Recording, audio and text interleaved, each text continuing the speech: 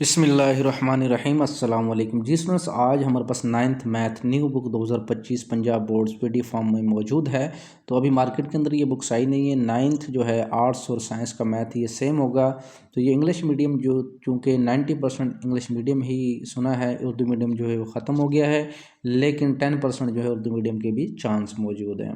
तो देखते हैं मज़ीद क्या होता है। लेकिन हमारे पास चैप्टर नंबर 3 का ओवरव्यू और इसमें कुछ इंट्रोडक्शन है, जिसके अंदर डेफिनेशंस हैं, कुछ लॉज हैं जो अपने माइंड में रखने हैं। तो ये लॉज बहुत इंपॉर्टेंट्स हैं, इनको आपने मद्देनज़र रखते हुए एक्सरसाइज की तरफ आना है।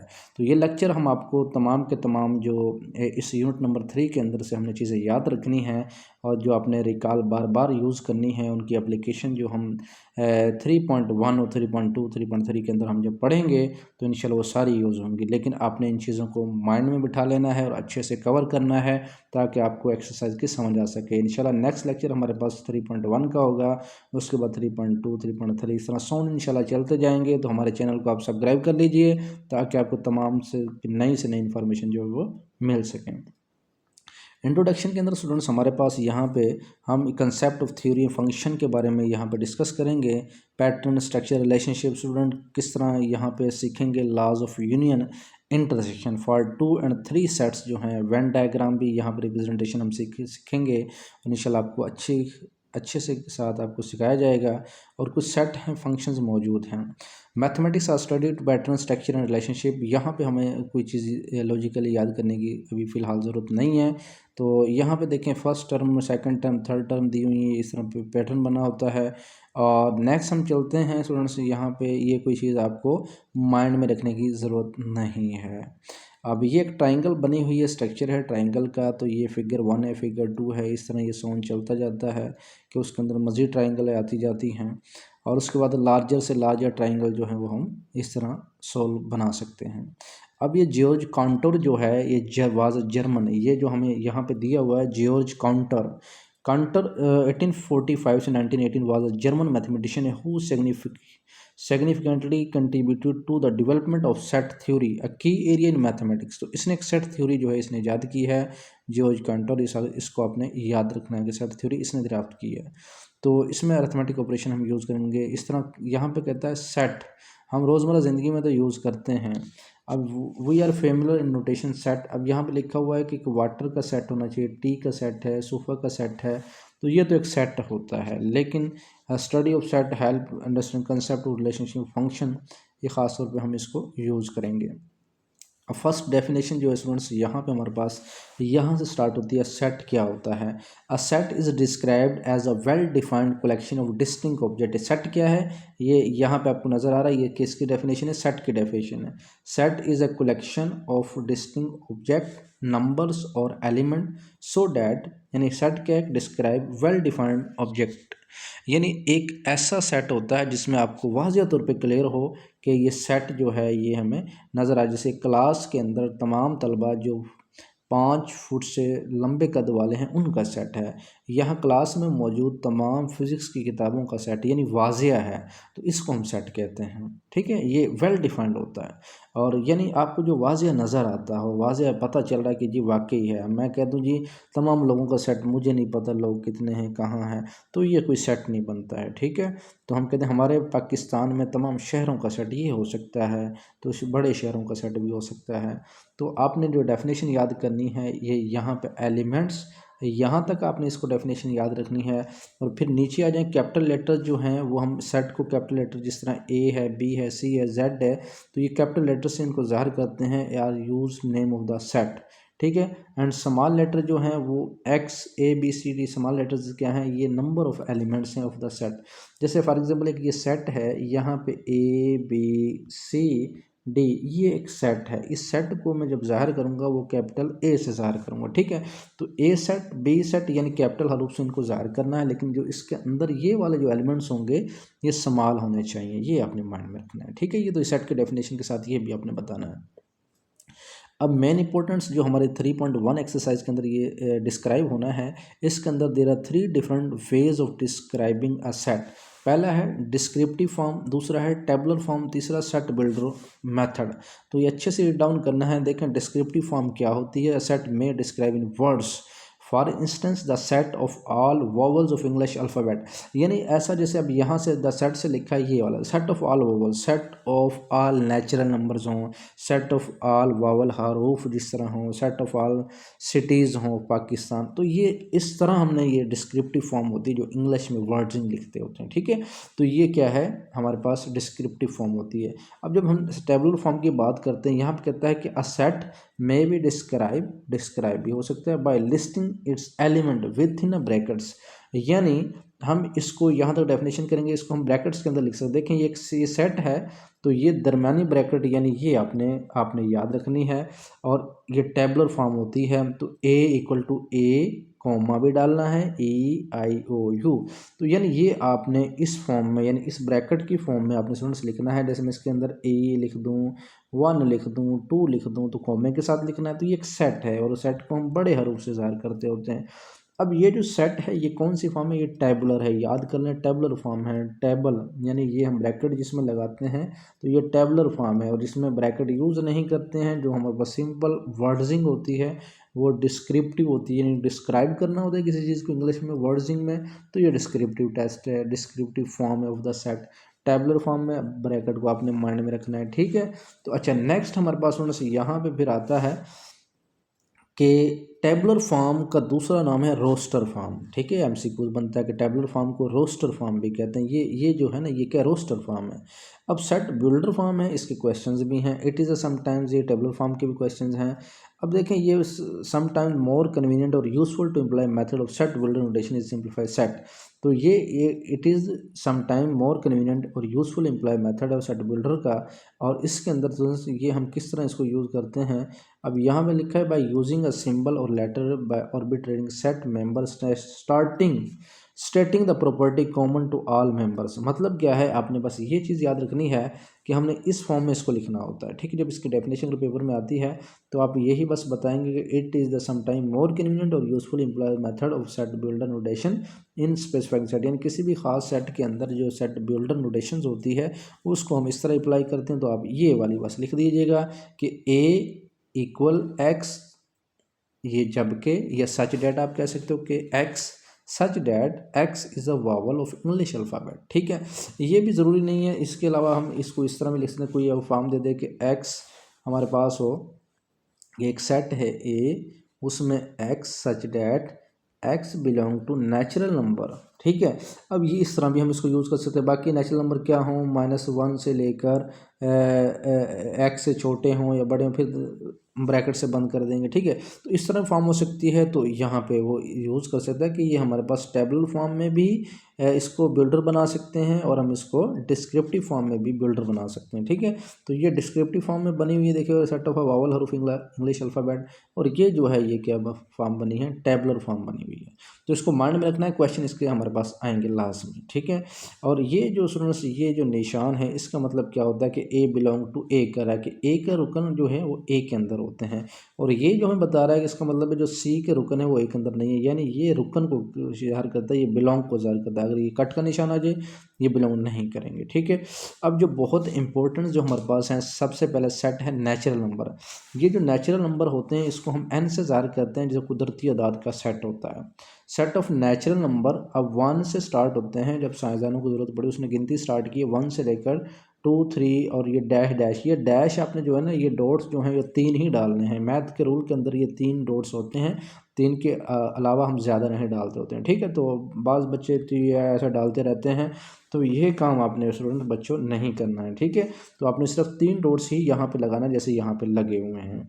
तो देखिए नेचुरल नंबर यानी कुदरती तादाद का सेट जो होता है वो हमारे पास n से ज़्यादा होता है, और 1 2 3 सो ऑन इसको हम लिखते होते हैं। ठीक है, तो ये चीज़ आपने माइंड में रखनी है। और उसके बाद स्टूडेंट्स हमारे पास यहाँ पे एक और चीज़ देखने को मिल रही है। देखिए हमारे पास यहाँ पे जब W के साइंसदान को जब ज़रूरत पड़ी ना कि यार हम क्या करते हैं, जब 1 में से हम 1 को माइनस करते हैं तो हमारे पास देखें 1 - 1 करते हैं तो ज़ीरो आता है, तो ज़ीरो की ज़रूरत पड़ी, तो फिर उन्होंने कहा कि ये ज़ीरो जो है ये ज़रूरी है, तो 0 1 2 डैश डैश, और उन्होंने कहा ये हमारा एक नंबर मज़ीद आ गया, वो सेट ऑफ होल नंबर्स हैं। ठीक है, नेक्स्ट अब जब साइंसदानों को ज़रूरत पड़ती है कि यार जब हम 1 में से अगर कोई ऐसा काम करते हैं कि -2 करते हैं तो -1 आता है, यानी माइनस की भी ज़रूरत पड़ती है। तो यानी किसी चीज़ को निकालने से नेगेटिव की वैल्यू भी आ सकती है। तो उन्होंने फिर क्या किया, सेट ऑफ जो इंटीजर्स हैं वो उन्हें एक नाम दिया कि जिसमें ये 0 भी शामिल है, +-1 भी शामिल है और +- क्या है 2 भी शामिल है। ठीक है, तो ये यहाँ पे ज़रूरत पड़ती है। तो इस चीज़ को भी आपने माइंड में रखना है कि ये किस तरह ज़रूरत पड़ती है। अब देखें एक चीज़ और माइंड में रखिएगा, नेचुरल नंबर के अंदर 1 2 3 तो हैं, 1.1 नहीं है, 1.2 नहीं है, 1.3 नहीं है, 1.5 नहीं है या 2.6 नहीं है, पॉइंट्स की शक्ल में भी नहीं है, बर्थडे की शक्ल में भी जिस तरह 1/2 ये नहीं है, और ये इस फॉर्म में भी नहीं है। यानी सिर्फ ये हमारे पास क्या है, नंबर्स होते हैं। और इसी तरह हमारे पास नेचुरल नंबर भी ऐसे ही होता है और सेट ऑफ होल नंबर्स भी है, बस ज़ीरो का इजाफा हुआ है इसमें, ज़ीरो के साथ प्लस माइनस का भी इजाफा हुआ, लेकिन ये पॉइंट्स वाले भी नहीं है, बटे वाले भी नहीं है। अब ऑड इंटीजर्स, ये भी ऊपर वाले इंटीजर्स ही हैं। जब ऑड इंटीजर्स की बात करता है तो हमारे पास ऑड वो होते हैं जो 2 पे डिवाइड ना हो। देखें 1 3 5 7 9 11 ये 2 पे डिवाइड नहीं होते हैं, तो इसका मतलब क्या है, ये ऑड नंबर्स हैं। और जो हमारे पास 2 पे डिवाइड होते हैं, जिस तरह 2 भी 2 पे डिवाइड होता है, 4 भी 2 पे डिवाइड होता है, आगे 6 है और फिर नेक्स्ट 8 है और 10 है। तो यानी इस तरह ये जो नंबर जो 2 पे डिवाइड होते हैं वो हमारे पास क्या होते हैं, इवन होते हैं। अब इसमें पॉजिटिव भी हैं और नेगेटिव भी हैं। अब देखें सेट ऑफ ऑड इंटीजर्स के अंदर यहाँ पे ज़ीरो नहीं है, ठीक है, ऑड इंटीजर यहाँ के ज़ीरो नहीं है, लेकिन इवन के अंदर ज़ीरो भी शामिल होता है। ठीक है, अब यानी ज़ीरो जो है वो 2 पे डिवाइड होकर ज़ीरो ही आएगा, लेकिन 1 तो 2 पे डिवाइड नहीं होता है, तो इसीलिए वो क्या है, 1 जो है ऑड नंबर है। अच्छा नेक्स्ट नोट्स, अगर पेपर्स के अंदर ये इस तरह आ जाए Z+, तो आप कौन से नंबर लिखोगे, तो हम वहाँ पे Z+ के लिए सिर्फ वही नंबर लिखेंगे कि +1 हो जाएगा और +2 हो जाएगा और प्लस क्या हो जाएगा 3, यानी यानी ज़ीरो भी नहीं आएगा, क्योंकि ज़ीरो जो है ना पॉजिटिव होता है ना ही नेगेटिव होता है। तो +1 +2 +3 ही आएगा। अगर पेपर में Z नेगेटिव आ जाए तो आपने सिर्फ नेगेटिव के नंबर्स लेने हैं और ज़ीरो भी नहीं लेना है। ठीक है, तो इस तरह चाहे हमारे पास ऑड नंबर आ जाएं चाहे इवन नंबर्स आ जाएं, तो ये ऑड नंबर में भी आपने यही काम करना है कि ऑड नंबर में तो ज़ीरो नहीं है, इवन नंबर्स में उसमें ज़ीरो है। तो अगर वो पॉजिटिव की बात करता है फिर भी ज़ीरो नहीं उठाना, अगर वो नेगेटिव की बात करता है फिर भी ज़ीरो नहीं उठाना है। ये चीज़ आपने माइंड में रखनी है। उसके बाद हमारे पास सेट ऑफ इवन इंटीजर्स के बाद सेट ऑफ प्राइम नंबर ये वाले हैं, उसे पी से ज़ाहिर करते हैं। देखें प्राइम नंबर को हम मुफरद तादाद कहते हैं, इवन इंटीजर्स को हम स्टूडेंट्स चुफ्त तादाद कहते हैं, और ओ का मतलब इंटीजर्स ऑड हैं, इसको हम कहते हैं ताक अदाद, और जेड जो सही अदाद को कहते हैं, डब्ल्यू मुकम्मल अदाद कहते हैं उर्दू मीडियम के अंदर।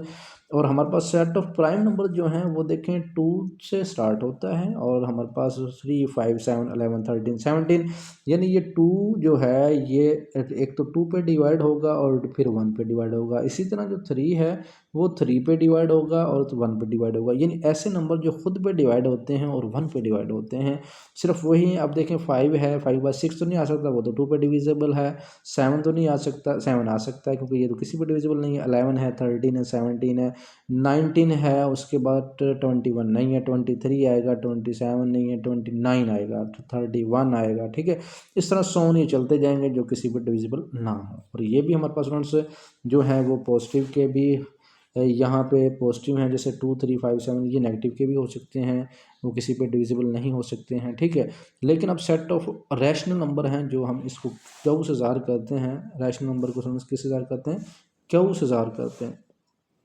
ये लिखा है कि x जो है वो p और q की फॉर्म में लिखा जा सकता है, लेकिन p q belong to z है और q नॉट इक्वल टू 0 होता है, यानी q इसमें 0 के इक्वल नहीं होता है। अब एक बात देखें, जब हम p के नीचे 0 डाल देंगे तो वो अनडिफाइंड हो जाएगा, इन्फिनिटी हो जाता है अनडिफाइंड। तो इसीलिए उसने ये लिखा है कि q जो है कभी 0 नहीं होना चाहिए, तो ये तारीफ का हिस्सा है। और p q जो आप ये नंबर्स लेंगे वो आपने इस z से ही उठाना है। ठीक है, z का मतलब ये बटे वाला नहीं होने चाहिए, पॉइंट्स वाले नहीं होने चाहिए। तो z का मतलब ये कि जो हमने यहाँ पे ये पी क्यू जो उठाने हैं वो इस z से ही होने चाहिए, यानी ये पॉइंट्स वाले नहीं होने चाहिए, स्क्वायर रूट्स वाले नहीं होने चाहिए। अब यानी जिस तरह मैं 2/3 लिखता हूँ, ये भी पी और क्यू की फॉर्म है। अब पेपर के अंदर एक सवाल आता है कि ये 4 जो है क्या ये रैशनल नंबर है, ये तो बटे में नहीं है, लेकिन 4 के ऊपर नीचे 1 होता है तो बटे में है। ठीक है, तो ऐसी चीज़ों को आपने माइंड में रखना है स्टूडेंट्स। देखें अब यहाँ पे 11 कोई कह दे क्या ये रैशनल नंबर है, आप कह दें जी रैशनल, हर पूरी गिनती जो है ना सिंगल वो जो फ्रैक्शन के अंदर ना हो वो सारी के सारी रैशनल होती है, क्योंकि वो यानी डिवाइड होती है 1 पे, यानी इसे हम नातक अदाद कहते हैं। और एक और बात, अगर हम पॉइंट्स की बात करते हैं, जिस तरह हमारे पास 2.345 है और आगे नहीं चल रहा है, ये इख्तिताम पजीर हो गया, फाइनाइट है, तो ये हमेशा क्या होगा, ये हमेशा रैशनल नंबर होगा, नातक अदाद होगा। और सिमिलरली अगर ये तो चलो ख़त्म हो जाता है, एक होते ख़त्म नहीं भी होते हैं, जैसे 2.3 है, 3 है, 3 है, 3 है, डैश डैश डैश, तो ये ख़त्म नहीं होते हैं। इसका मतलब क्या हुआ, ये सेम सेम चल रहे हैं, इसका मतलब इसमें रेपिटेशन आ गई है, इसमें रिकरिंग आ गई है, इसका मतलब ये भी क्या है, रैशनल ही होंगे। इस तरह 2.345 है, नेक्स्ट भी 345 है, तो ये भी चल रहा है, लेकिन ये 3 हमारे पास रिपीटेड हैं, तो ये भी क्या होते हैं, रैशनल होते हैं। इनको भी आपने जहन में रखना है। इसी तरह हमारे पास जो 22/7 होता है, ये भी रैशनल, लेकिन इसकी वैल्यू जो पाई होती है ना, वो नहीं होती है, वो इर्रेशनल होती है। अच्छा, इरेशनल पे अगर हम चलते हैं, इरेशनल पे कहता है इसको हम क्यू डैश से ज़ाहिर करते होते हैं इरेशनल को। अब यहाँ पे ये जो है ना, पी और क्यू की फॉर्म में नहीं लिख सकते हैं, और बाकी सिमिलर है, क्यू इक्वल टू 0 नहीं होना चाहिए। इसमें यह है कि अगर हम पॉइंट्स की शक्ल में लेते हैं, तो 2.3467813 डैश डैश, इसके अंदर सुनो डैश डैश डैश जो है ना, वो लाजमी आएगा, यानी ये इख्तिताम पजीर नहीं होता, फाइनाइट नहीं, ये हमेशा इनफाइनाइट होता है। और इस वजह से ये हम गैर नातक अदद जो हमारे पास इर्रेशनल नंबर्स होते हैं, और ये पॉइंट की शक्ल में यानी फ्रैक्शन की फॉर्म में जो है वो होते हैं। लेकिन इस तरह नहीं है कि ये हमारे पास 2 जो है ये क्या है कि रैशनल नंबर है, ये 2/1 होता है, लेकिन ये इर्रेशनल नहीं है। अब इर्रेशनल किस्म से कुछ मसाले नीचे भी देगा, लेकिन मैं आपको बताता हूँ। जिस तरह 3 एक प्राइम नंबर है, इसका स्क्वायर रूट्स आ जाता है, हमेशा इरेशनल होगा। 7 है, ये प्राइम नंबर है, इसका रूट्स आ जाए, ये हमेशा इरेशनल होगा। मैं यहाँ 19 लेता हूँ, ये भी प्राइम नंबर है, इस हर प्राइम नंबर का जो स्क्वायर रूट्स होता है वो इरेशनल होता है। और दूसरी बात, अब जैसे आपने पढ़ा होगा पाई, पाई जो है वो खुद क्या है, इरेशनल नंबर है, लेकिन इसकी कीमत 22/7 क्या है, वो रैशनल है। ठीक है, ये भी माइंड में रखना है। ई जो है ये भी क्या है, इरेशनल होता है।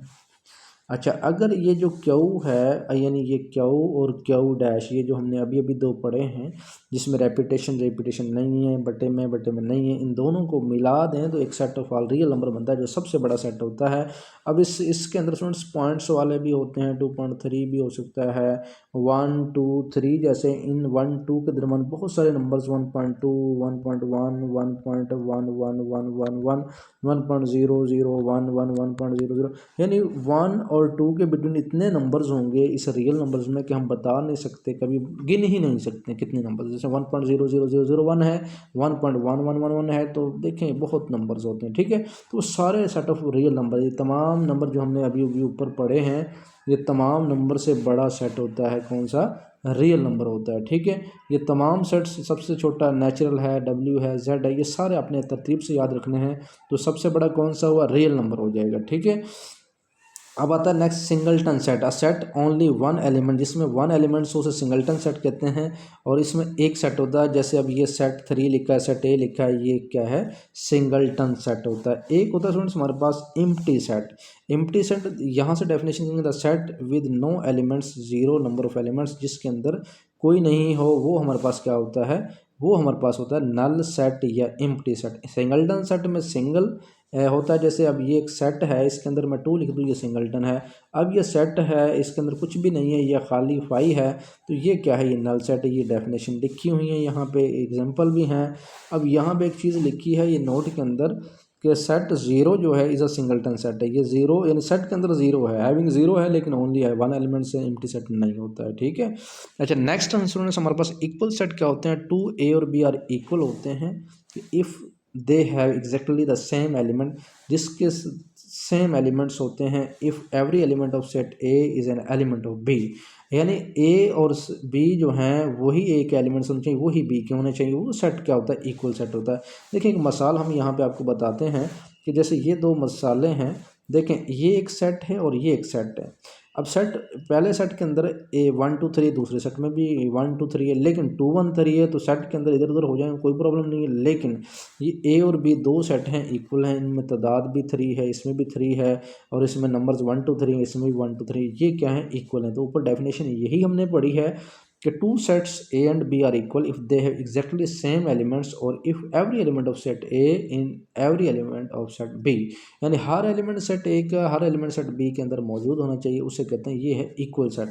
तो एक होता है इक्विवेलेंट सेट, एक क्या होता है इक्विवेलेंट सेट होता है। इक्विवेलेंट सेट में देखते हैं वो नीचे डेफिनेशन है, तो ये डेफिनेशन आपने याद रखनी है। जब two sets A and B are equivalent होते हैं, they have same number of elements, इसमें सेम नंबर ऑफ एलिमेंट्स होते हैं। अब फॉर एग्जांपल ए और बी हैं, ए और बी आर इक्विवेलेंट सेट हैं। इसके अंदर देखें ये यहाँ पे जो दिया हुआ है A B C D E है, इसमें 1 2 3 4 है। ये कितने नंबर्स हैं, ये 5 हैं। ये कितने हैं जी, ये भी 5 हैं। तो ये इक्विवेलेंट होते हैं, यानी एक सेट के अंदर 5 एलिमेंट्स हैं, दूसरे के 5 एलिमेंट्स हैं, लेकिन वो ए है, वो 1 है, वो बी है, वो 2 है। यानी डिफरेंट एलिमेंट्स हैं लेकिन वो इक्वल हैं। इक्वल के अंदर यहाँ पे यानी अगर इधर 1 है उधर 1 होना चाहिए, इधर 2 उधर 2 होना चाहिए, इधर 3 है उधर 3 होना चाहिए। ये तो इसमें था। इसमें अगर ए है उसमें ए हो ना हो कोई प्रॉब्लम नहीं है, इसमें बी है उसमें हो ना कोई प्रॉब्लम नहीं है। लेकिन अगर ये 5 एलिमेंट्स हैं तो वहाँ भी कितने होने चाहिए, 5 होने चाहिए। तो ये इक्विवेलेंट सेट होता है, यानी जो वैल्यू इक्वल ना भी हो लेकिन वैसे इक्विवेलेंट होता है। ठीक है, तो इसको हम यूँ ज़ाहिर करते हैं इक्विवेलेंट सेट को। अब सुनो सबसेट की अगर बात करते हैं, सबसेट के अंदर एक बहुत इंपॉर्टेंट चीज़ होती है, सबसेट का बच्चों को समझ नहीं आती है कि if every element of set A is an element of set B, यानी सेट बी के एलिमेंट्स हों, हर एलिमेंट ऑफ सेट ए का बी का भी एलिमेंट हो, फिर हम कहेंगे ये then A is subset of B का। अब इसकी जो नोटेशन है वो हमारे पास से ये वाली है कि ये जो नोटेशन है ये हमने याद रखनी है कि ए सबसेट होता है बी का।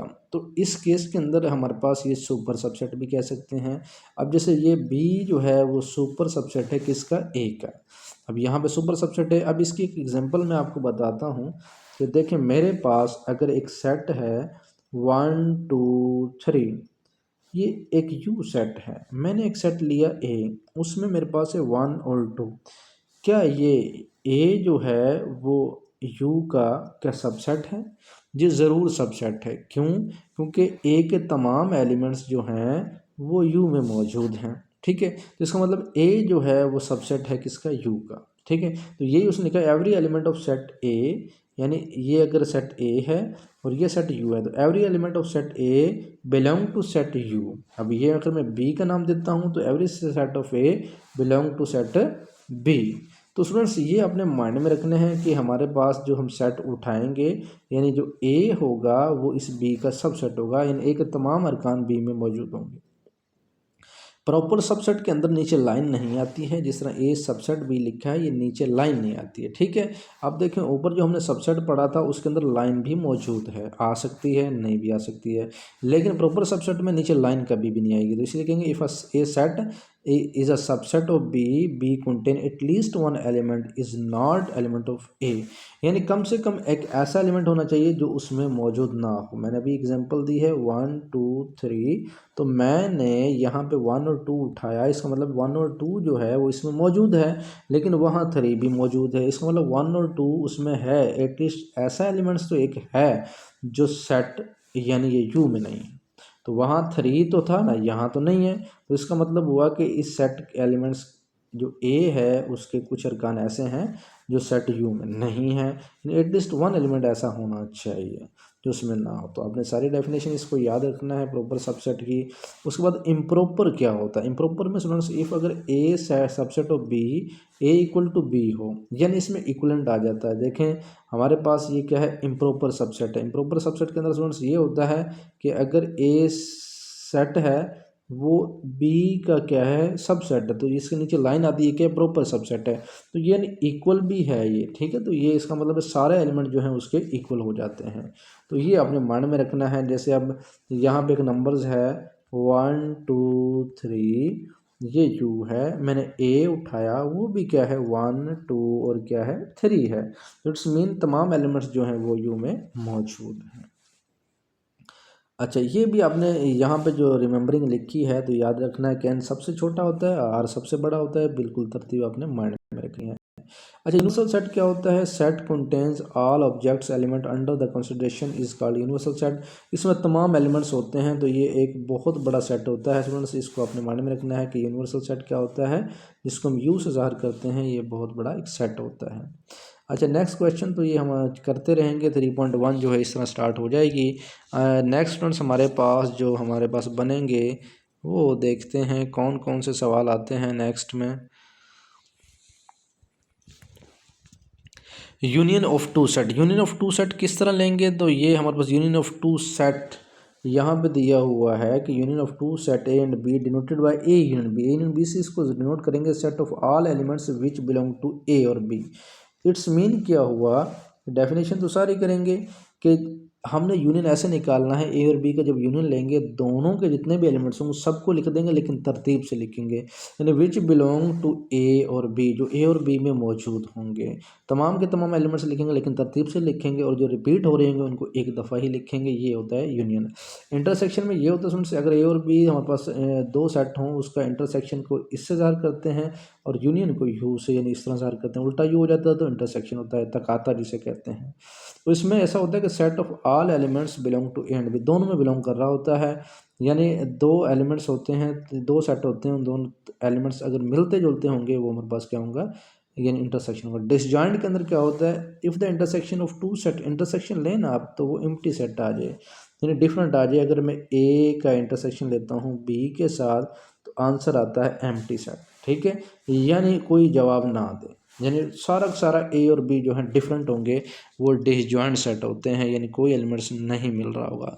ओवरलैपिंग सेट स्टूडेंट्स क्या होता है कि if intersection of two set, अगर इंटरसेक्शन ले वो नॉन एम्प्टी आए, यानी कोई ना कोई but neither is a subset of other, यानी कुछ ना कुछ इसमें मिल रहा हो लेकिन वो फिर भी सबसेट भी हो, तो इसका मतलब क्या, ओवरलैपिंग हो रही है।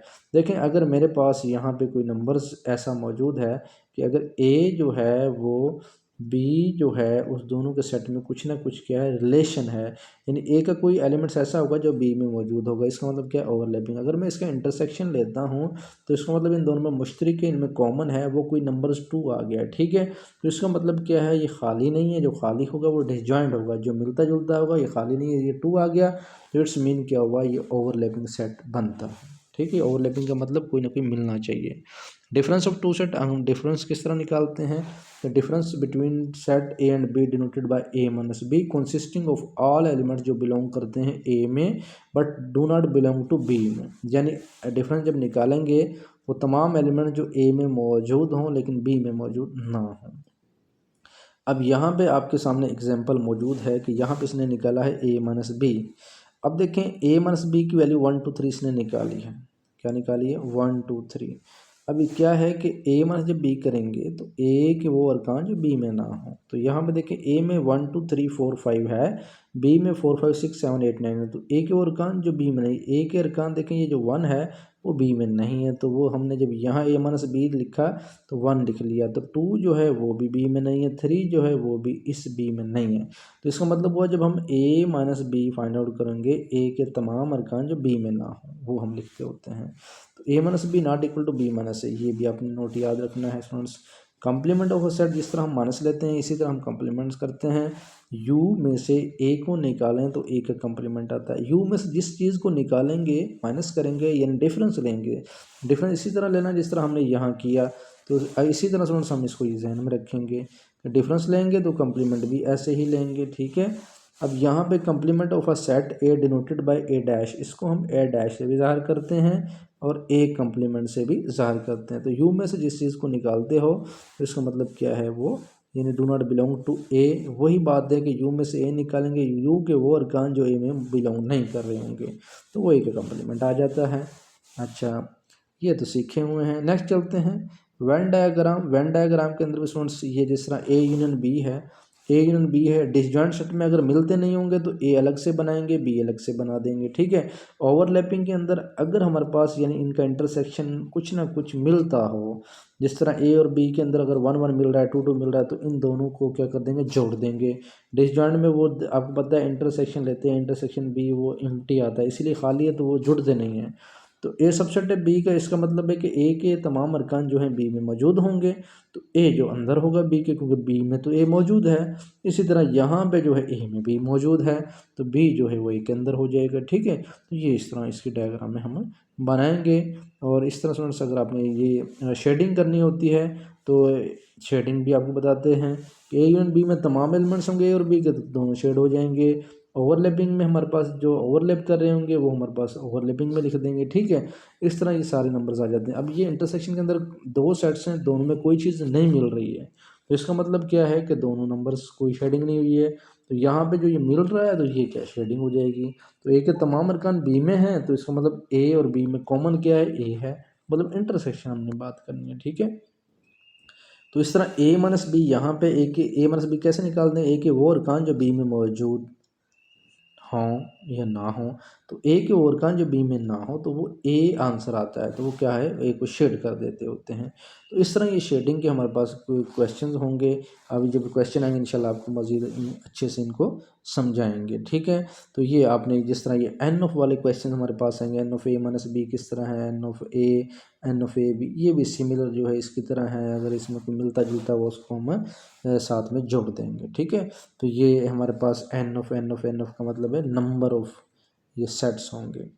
अब देखें ये ऑपरेशन 3 सेट्स हैं, ये अपने माइंड में रखने। प्रॉपर्टीज़ हैं, प्रॉपर्टीज़ जो होती है A union B union commutative होता है, इसको आपने पढ़ा हुआ है। ये commutative property with respect to union है, ये विद रिस्पेक्ट टू इंटरसेक्शन है, ये associative property with respect to union है। ठीक है, और डिस्ट्रीब्यूटिव यूनियन, अब ये जो हमारे पास फोर्थ है, फिफ्थ है, ये देखें ये यूनियन है और यहाँ पे क्या इंटरसेक्शन है, तो ये डिस्ट्रीब्यूटिव ऑफ यूनियन और इंटरसेक्शन है। ठीक है, इसको कैसे आपने याद रखना है कि अगर ये हमारे पास आता है इसका मतलब है यूनियन की डिस्ट्रीब्यूशन है, लेकिन और क्या है, इंटरसेक्शन। ठीक है, जो ब्रैकेट में होगा वो होगा और इंटरसेक्शन, जो ब्रैकेट के बाहर होगा वो उसको हम कहेंगे इसके डिस्ट्रीब्यूटिव है। यो किसके ऊपर है, जो ब्रैकेट में है। डिमार्गन लॉ आपने याद रखने हैं, अच्छे से याद रखने हैं। उसके बाद डिमार्गन लॉ के हम क्वेश्चन भी इंशाल्लाह करेंगे, और ये वेन डायग्राम में जो हैं ये भी हमने पेपर में बनानी है। तो इनको मिलाना कैसे होता है स्टूडेंट्स, जो नंबर्स आपस में मिल रहे होंगे ए बी सी के, उनको इसी तरह हम इनको जोड़ते होते हैं। ठीक है, तो इनको हम इंशाल्लाह ग्राफ में बनाएंगे। तो ये भी पेपर्स के अंदर जो है बहुत कम आती हैं, लेकिन इनको फिर भी हम सीखते रहेंगे ये किस तरह इनको एडजस्टमेंट किया जाता होता है।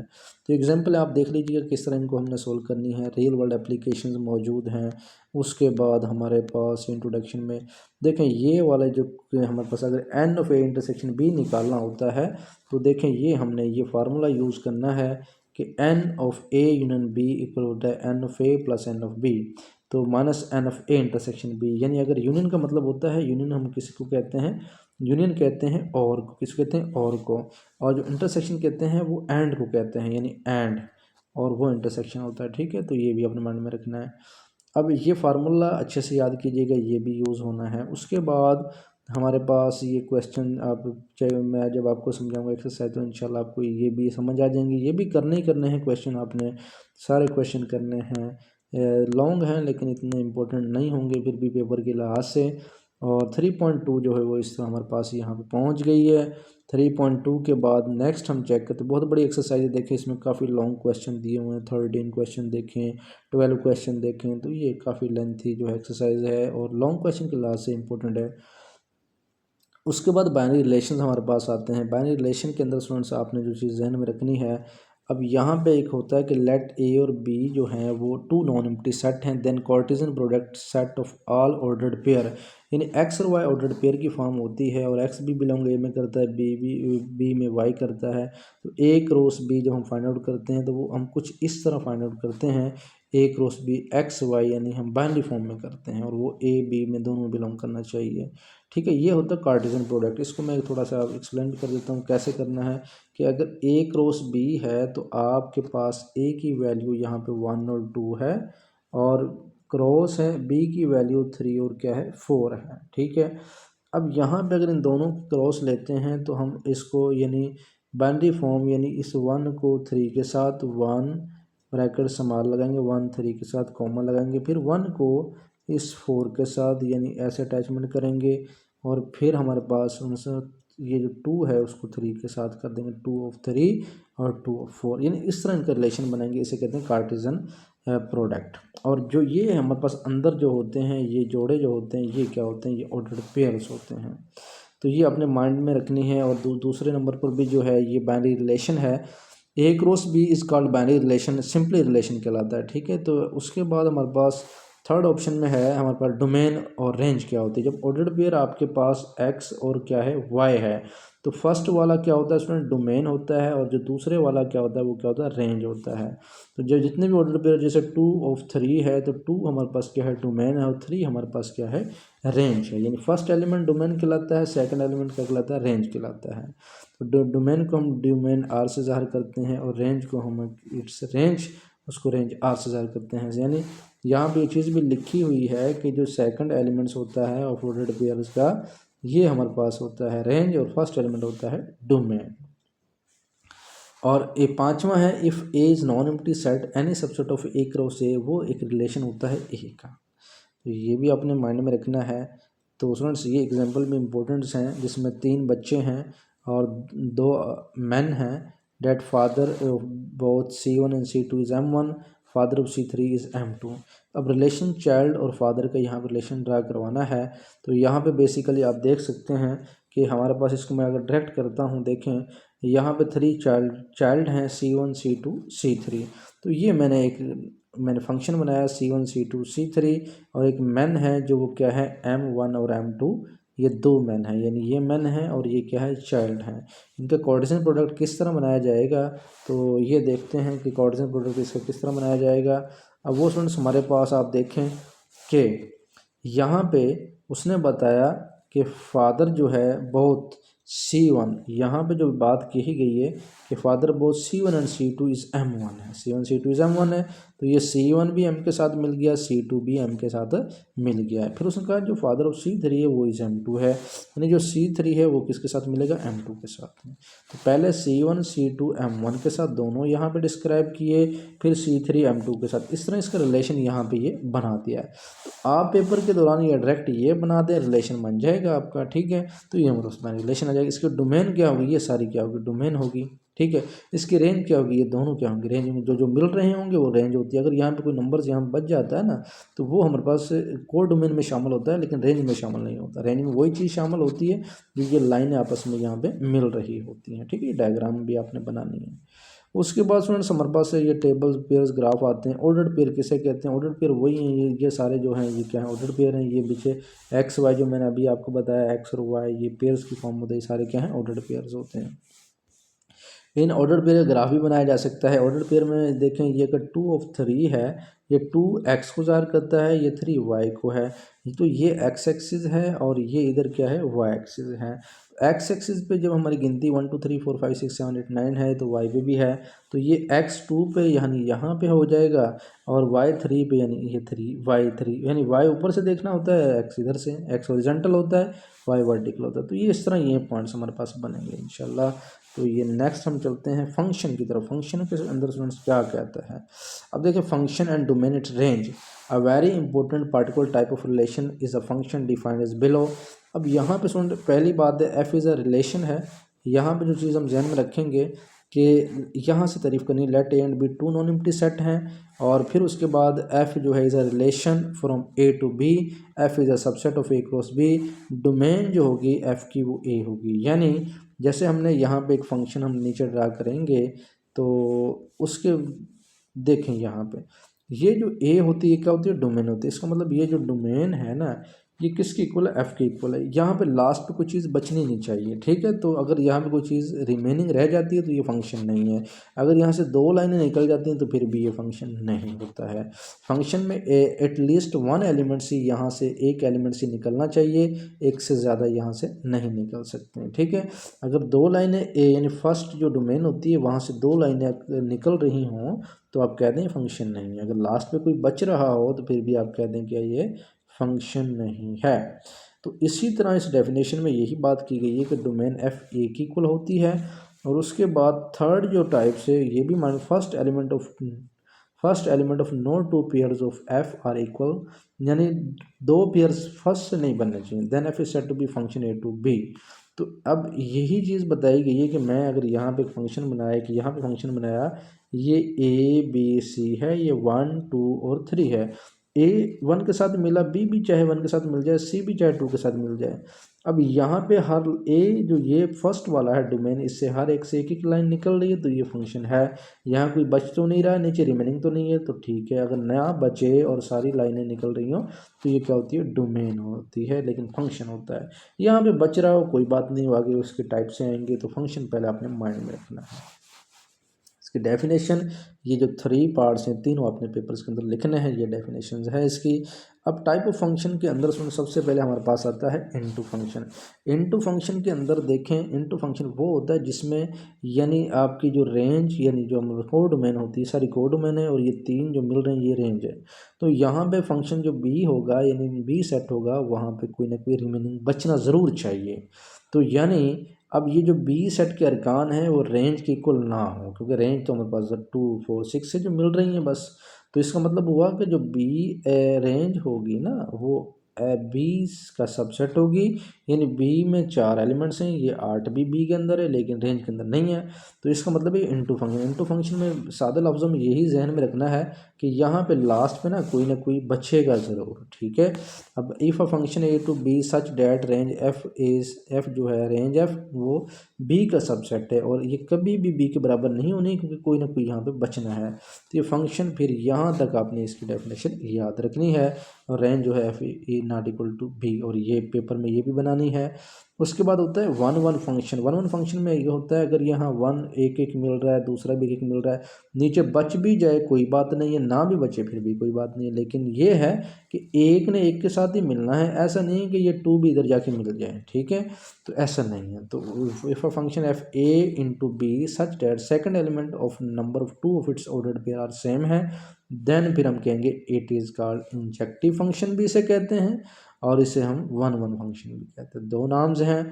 ऑन टू के भी दो नाम्स हैं, ऑन टू और सब्जेक्टिव। ऑन टू के अंदर ये होता है कि यहाँ लास्ट पे कोई चीज़ बचे ना, यानी रेंज जो होती है एफ, वो बी की क्या होती है, इक्वल होनी चाहिए, ठीक है।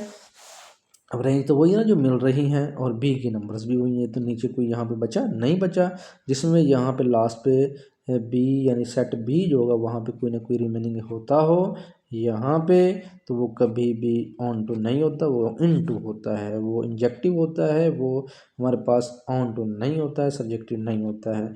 यहाँ पे सारी लाइनें एक एक की मिलनी चाहिए तो फंक्शन होता है, यहाँ पे रिमेनिंग ना हो फंक्शन होता है। इसका मतलब फंक्शन तो है, उसकी टाइप्स कौन सी है, ऑन टू है। तो यहाँ से आपने डेफिनेशन सारी लिखनी है। उसके बाद वन वन और ऑन टू अगर मिल जाए तो वो बाइजेक्टिव बनता है। Function A into B said to be bijective both one one और ऑन टू हो जाएं।